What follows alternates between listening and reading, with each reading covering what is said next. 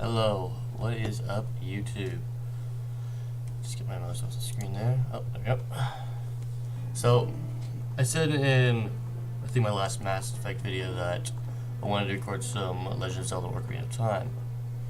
Well, I just received my RetroLink Nintendo 64 controller. It took about an hour or so to get working.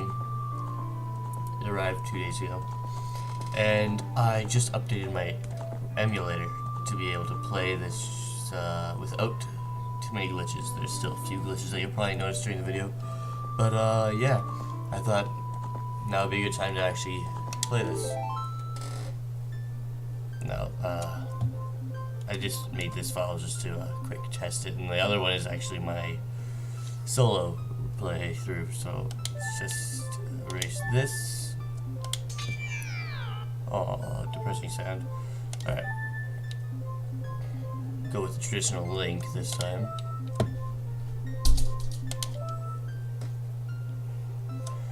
I managed to get my headphones working again, so now I won't have any echo in my videos.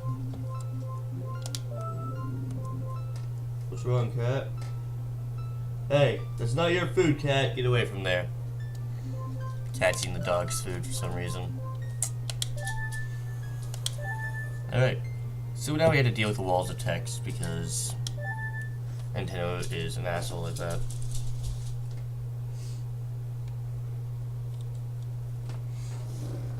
But yeah, this controller is pretty damn good. It's not, like, there's some issues with it, like the joystick is a little weird, it takes a bit of getting used to, and the buttons are clicky as shit.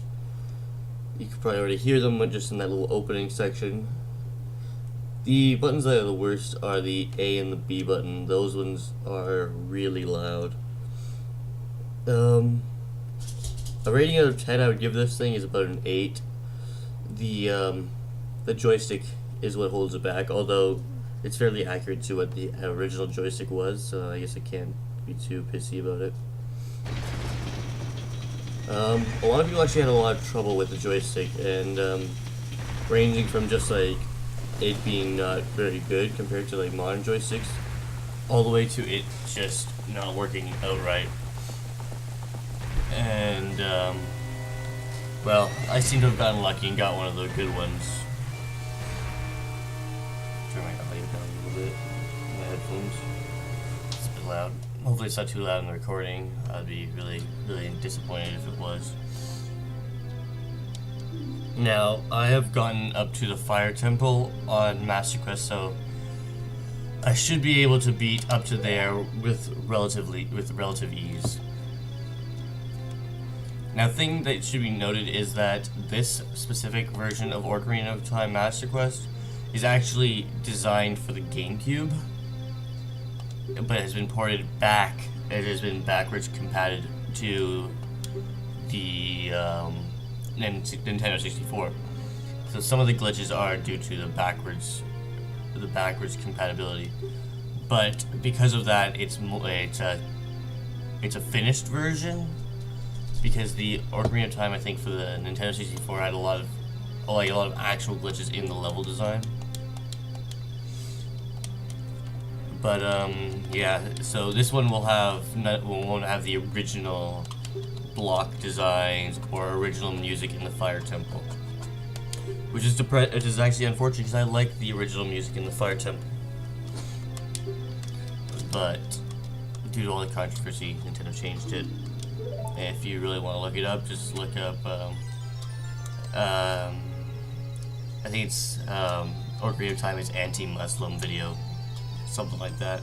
It's one of the game theorists videos.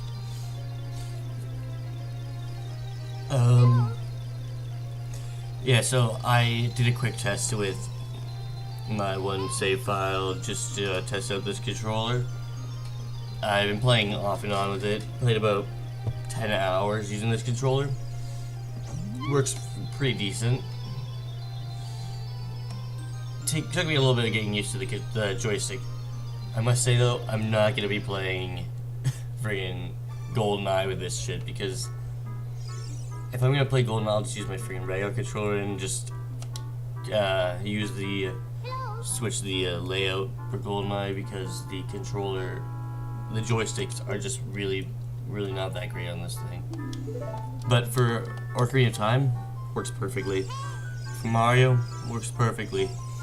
But yeah, enough about the controller. Let's get to the game after the walls of text are done. Now, for those of you who've never played Ocarina of Time or Master Quest, and who, well, I guess I should put it this way. For those of you who've played Ocarina of Time but never played Master Quest, you guys are gonna be in for a surprise, because this shit is ridiculous.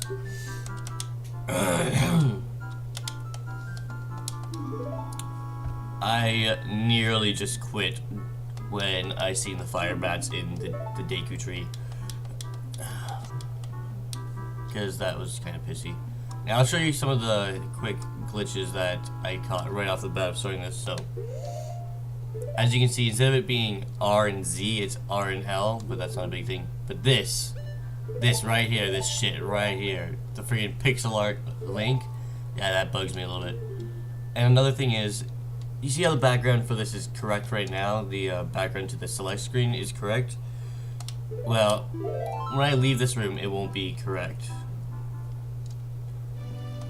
So I'll quick bring it up now and just show you, so you know when it asks, like in a later video, like what's going on with the select screen. Not that I think any of you actually sound like that.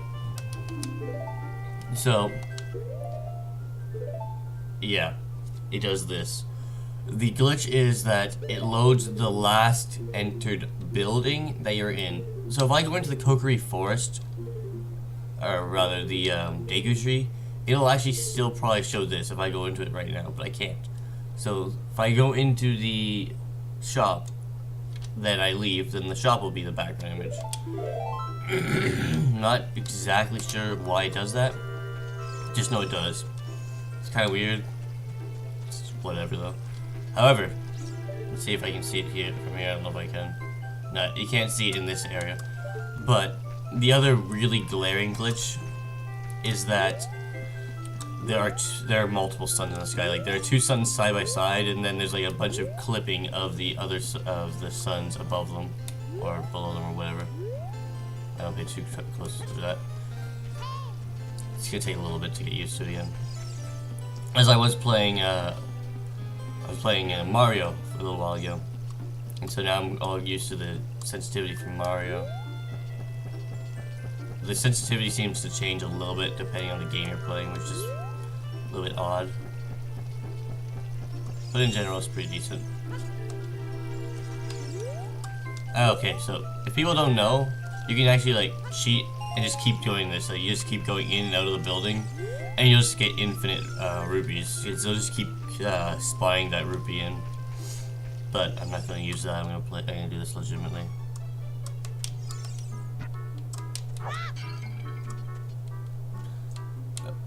Really? Are you kidding me right now? Whatever. I don't even care. I know where all the big groups are, so I would just be going for them, really. Sorry, I got a bit of a cold, so I'm gonna be coughing a little bit. So just to prove a point, you can literally just do this as many times as you want, as long as you go into a building and then leave the building again. Now there should be 10 or 11 rupees in here. I love the way the rupees look when they just come out of the chest. They're so glossy. I don't even care about the single rupe, so I'm just gonna leave that. Let's see, I need 40 rupes. Yeah, 40 rupes. So I'm almost there. Oh, well, there's an extra rupe. I guess I won't need AS, but whatever.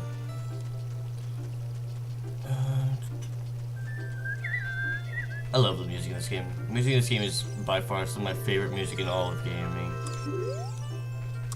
There we go. And then the other two rupes I need are in here. Yeah, I played Ocarina of Time a few too many times. However, I've only actually beaten it one time. Shut up, Navi, no one cares.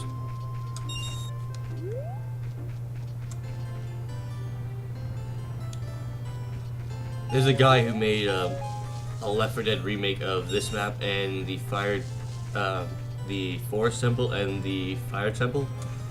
It is freaking amazing, the detail that he's put into it.